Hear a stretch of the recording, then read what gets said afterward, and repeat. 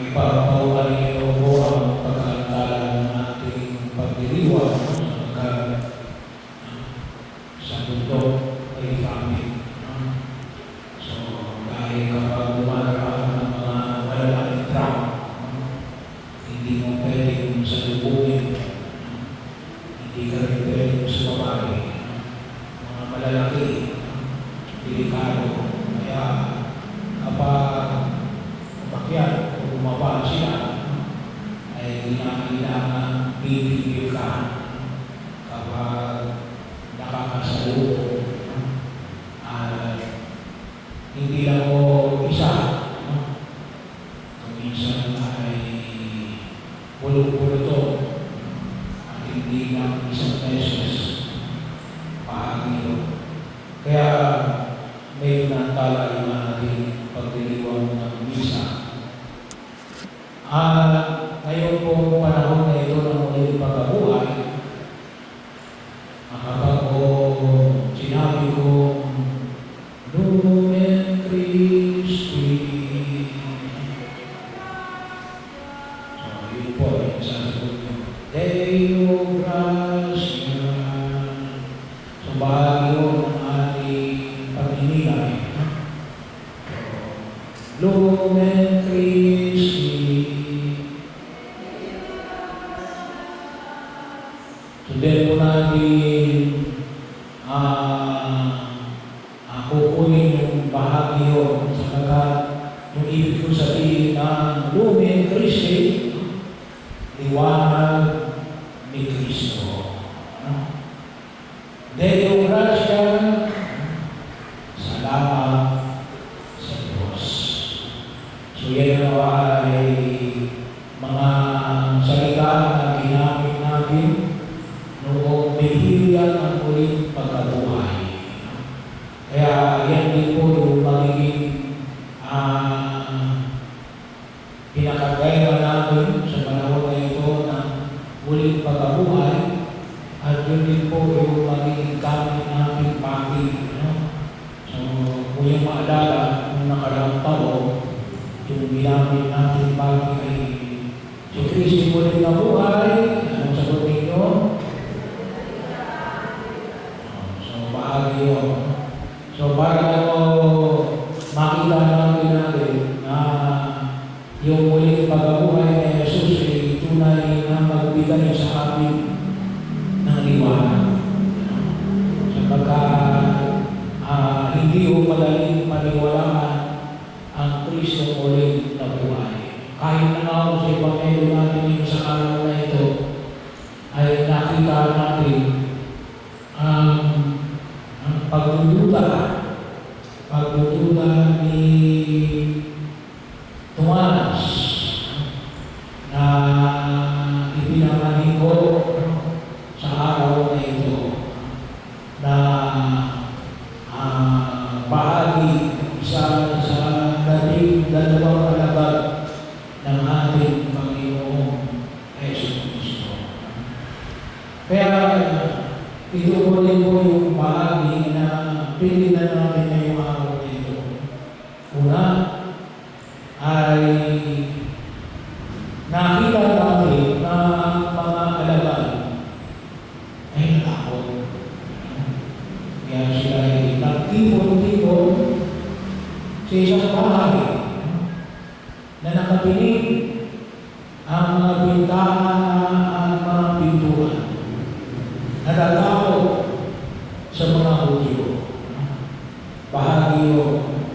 Sila ay puno ng pagkabalisa, takot, alinlangan, at pangapa. Yun ang kanilang naranasan. At kung tusin nyo, ay sa gawin natin yung mundo ito, lalo-lalo ngayon, may krisis na naman tayo. Hindi ata nakuha sa krisis. Dahil talaga gano'n ang buhay. Nagbibigay sa amin na pagkabalisa, mga pag-aalinlangan, mga putunusin po ay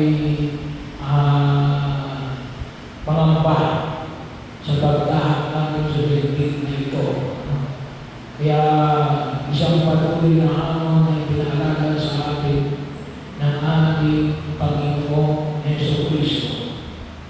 At ano yung hamon na ipinahayo ni Jesus sa gitna ng kaguluhan na nangyayari sa mundo ginagalawa natin, magiging kuman sa sarili natin tahanan, sa lipunan ginagalawa natin, o kahit na sa daigdig, sa gera. Kaya kung sabi ni Jesus, yung kanyang pagi, sumainyo ang kapayapaan. At sa loob ng banal na pagdiriwang ng misa, nagbibigay tayo ng kapayapaan. Kaya siguro din, sana makakalamaan natin na kung si Kristo muli na buhay, do we bring peace or chaos? Nagbibigay ba tayo ng kapayapaan o kaguluhan? Bahagi yun ang kinakailangan natin tanong. At yung panay na ipinahayo na Jesus Cristo, ayun ang kanyang bakit. Sumayin mo ang kapayapaan. Napakahalaga ho ng ating tao natin na yun ang dala-dala ni Jesus. Kapayapaan, kapanatagan. Kanina po ay yung paanyaya natin kasi may kaamang kung hindi naman natanggap bilang pagtulong natin sa paanyaya ni Pompeo na manalangin sa kapayapaan. Kaya po, kaya umaga sa tuloy, pagkatapos ng 6 o'clock ng umaga, ay nagbihiya tayo.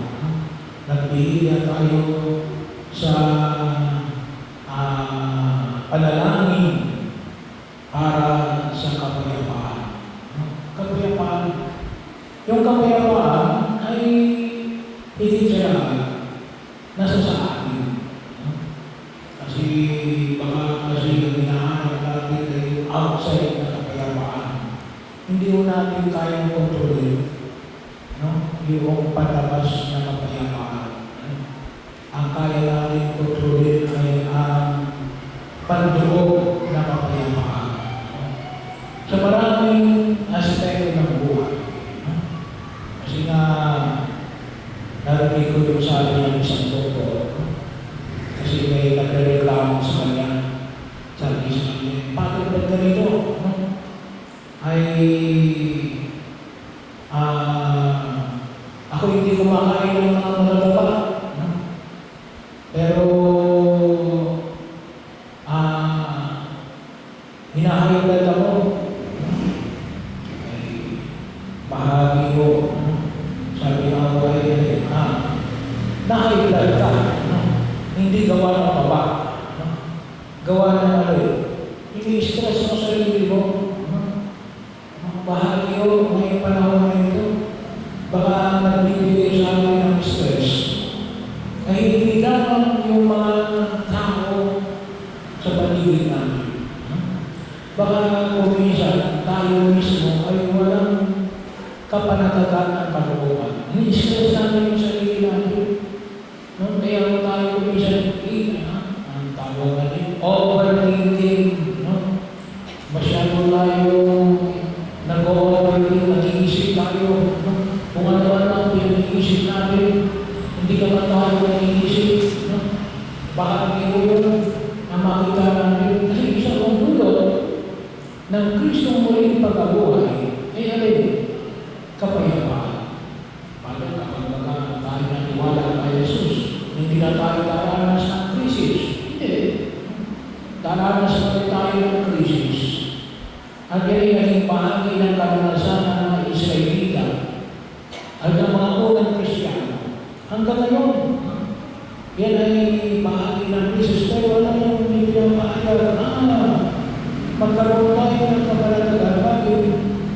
Iniligtas tayo ng Kristo muling na buhay. Siya muling na buhay. Siya yung panghawakan natin. Siya yung magiging pamantayan natin. Yun ang ating tungkol sa pagkahantan sa daigdig na ito. Sa mundo ginagalawan natin. Bahagi yun natin, ito yung linggo ng pagluluda. Pero ito yung linggo na makita natin ng dakitang awa ng Diyos. Mula ako noong year 2000, ipinahayag ko ni Pope John Paul II na ang ikalawang linggo na muling pagkabuhay ay alin, maging dakilang awa ng Diyos. Linggo ng dakilang awa ng Diyos. Kasi makita natin alin, bumubuhos ang kanyang awa sa atin sa gitna ng ating pagiging makasalanan. Inihandog niya ang kanyang anak upang alin, tubusin tayo mula sa ating kasalanan. Ano na ang kailangan natin gawin? Lumapit tayo at humingi ng kanyang awa. Pangalawa, ay pagdududa. Bahagi o na nakita natin kay Santo Tomas. Apostol na nagdududa. Pero nakita natin yung patuloy na awa ng Diyos. Hindi nagalit ang Diyos kay Tomas. Bahagi yun. Bahagi ng aming karanasan na tayo magdududa. Pero ano yung pinapayo ng Yesus? Do not remain in doubt. Huwag kang manatili sa iyong pagdududa. Kasi nga, magdadagdag pa rin ang stress mo yun. People who are in doubt, people who get stressed. Bahagi yun eh. Kasi hindi mo malaman kung inapakan mo ay bato o tubig. Kasi pagdududa ka eh. Napakalaga. Kaya makita natin, anong ginawa ko ni Jesus? Kasi anong sabi ni Tomas, hanggang hindi ko nakikita at nailalapat ang aking daliri sa kanyang mga kamay at nailagay ang aking kamay sa kanyang daliriran, hindi ako maniniwala. Anong sabi ni Jesus? Ilagay mo ang iyong daliri sa aking mga kamay at ang iyong mga kamay sa aking daliriran.